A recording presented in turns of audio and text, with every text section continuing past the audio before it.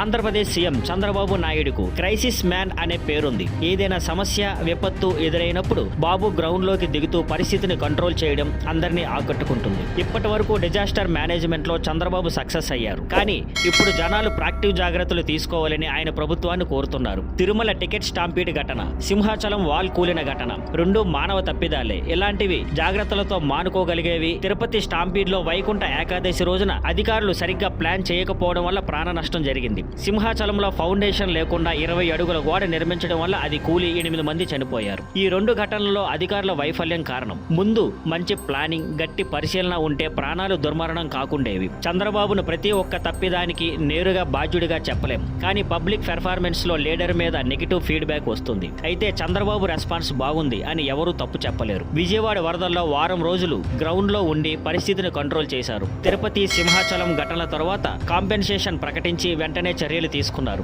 ఇప్పుడు ప్రజలు బాబు క్రైసిస్ కి మంచి రెస్పాన్స్ ఇస్తారని గుర్తించారు. కానీ ఇప్పుడు అవసరం ముందస్తు జాగ్రత్తలు. ఇలాంటి ఘటనలు జరగకుండా కాపాడటమే ముఖ్యమని ప్రజలు కోరుతున్నారు. ఎక్స్పర్ట్స్ చెబుతున్నారు, ఎండోమెంట్స్, R&B డిపార్ట్మెంట్స్ లో మరింత బలమైన చర్యలు తీసుకోవాలని. చంద్రబాబు ఆత్మ విశ్లేషణ చేయగల నాయకుడు కాబట్టి త్వరలో కీలక నిర్ణయాలు తీసుకుంటారని నమ్మకం ఉంది. Thank you for watching. Please like, share and subscribe.